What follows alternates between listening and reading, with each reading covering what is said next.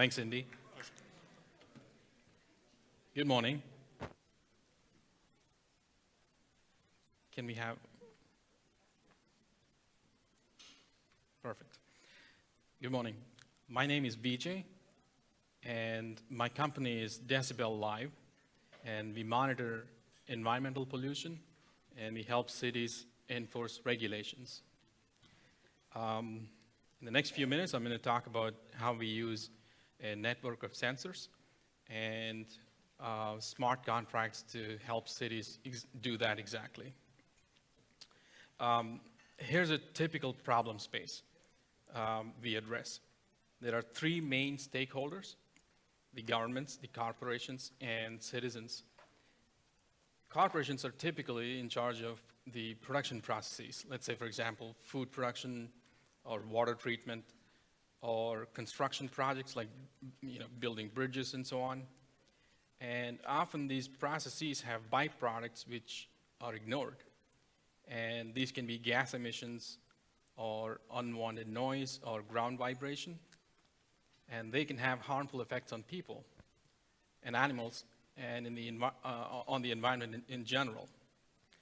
And part of the responsibility of the governments is to ensure that these byproducts don't have adverse effects on the surroundings. So how do we do that exactly? A company might claim that they are complying with standards, but citizens often dispute these claims. For instance, this is a city close to where I live. It's a small town. There's an asphalt factory, and usually in the mornings there's a very high concentrations of methane levels and emissions, especially in the mornings. And people often complain, but somehow it was, the municipality and the company, they said somehow the emissions are okay, or the average emission levels are okay. Therefore, we can't do anything. Saying the averages are okay is like having your feet in the freezer and head in the furnace and saying average is okay. And that's not really what we need. We need some hard caps on peak levels. And let's say, here's another example. Even if a company claims that they're complying with standards, how do you verify those claims? How do you prove them? And the next question is, who is right and whom can you trust? So what we do is we bring, the first thing we realized is we have to bring all these stakeholders onto a common platform. So we have to agree on a set of facts first, and then we can start having a dialogue. And we also realize that regulations have to be fair, cost-effective, and efficient. So so we use blockchain for that. And we have heard, a session on the blockchain already, but I will say one thing. In simple terms, a blockchain is just a shared distributed ledger. Everybody owns the same set of facts or same set of data, and anyone can put information onto the chain, onto the network. And you can think of this as a set of lockers, right? Lockers where you can put things in, but only the person with the key can take the thing out or remove the item out. And one more thing is that these lockers are, let's say they're transparent. Anybody can see what's in it. And therefore, everybody can see what's in all of the lockers, but only one person can take something out or remove an item. And turns out you can put information into these lockers. They're essentially accounts. So information can be anything like currency or data. And in our case, we put sensor information. And one more thing is, turns out you can also put programs into those lockers. Or you can put programs at certain accounts. And those programs automatically execute by looking at information in other lockers or information in other accounts. And that's just a smart contract. And here's what ours looks like. Every contract has an address, and you can see the program. Anybody can view the program on the network or anywhere. There are multiple ways you can look at a program, verify the correctness, all those things. Now, what do these programs do? I'll talk about that in a second. So first thing is we make devices, like the one in the picture. Here's one of them. And the first thing is we capture our sensor information using, or the information about the surroundings using sensors. So this one has a CO sensor, a carbon dioxide sensor, ozone, nitrate, and NOx levels, and a particulate PM 2.5. And it's also got a GPS unit and a CAT-M. So it writes to, it's got a little antenna, it writes to the blockchain directly from the device. And when we install this in the field, we also install a solar panel, and we connect that to a power bank so it can run autonomously for months. So we collect all that information, and like I said, we put that into these lockers or accounts, and we capture tons of information.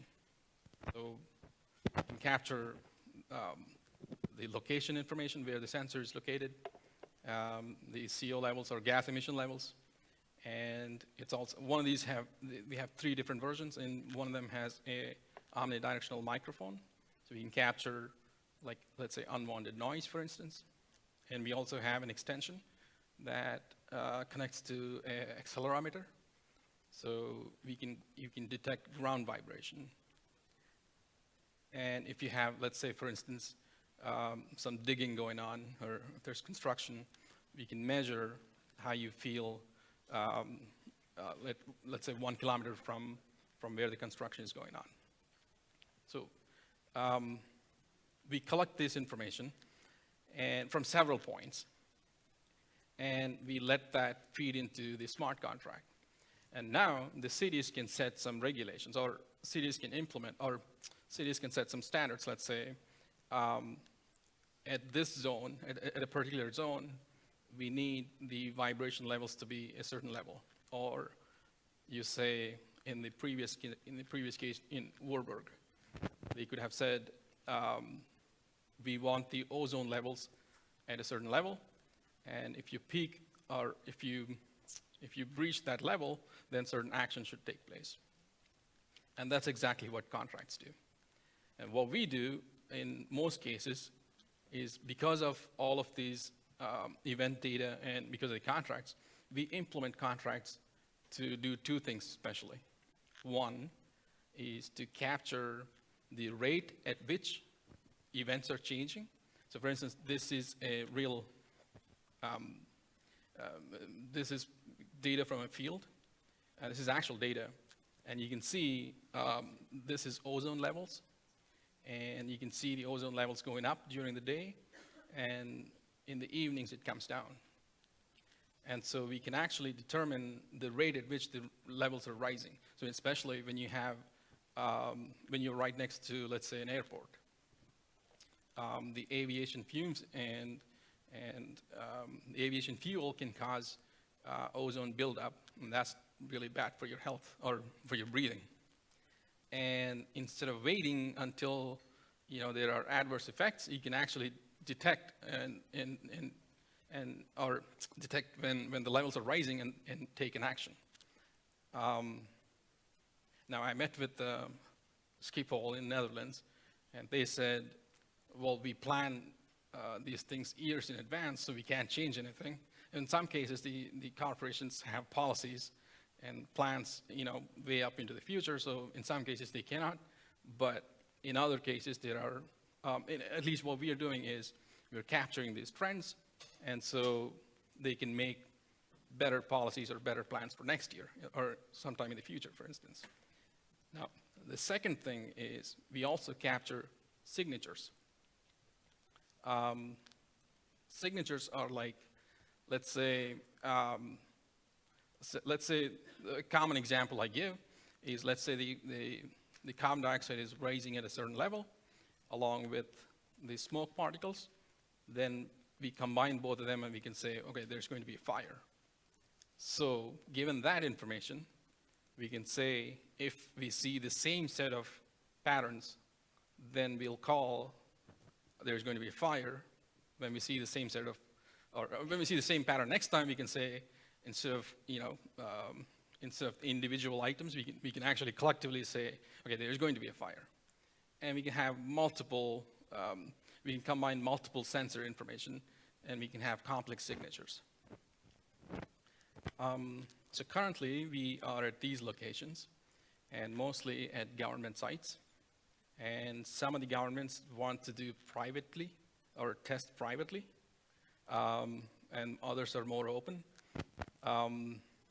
In the Netherlands, for instance, in The Hague, the city has these structures around the city, or the municipality has these structures around the city, and we piloted them at specific locations, but the plan is to expand to, or throughout the city.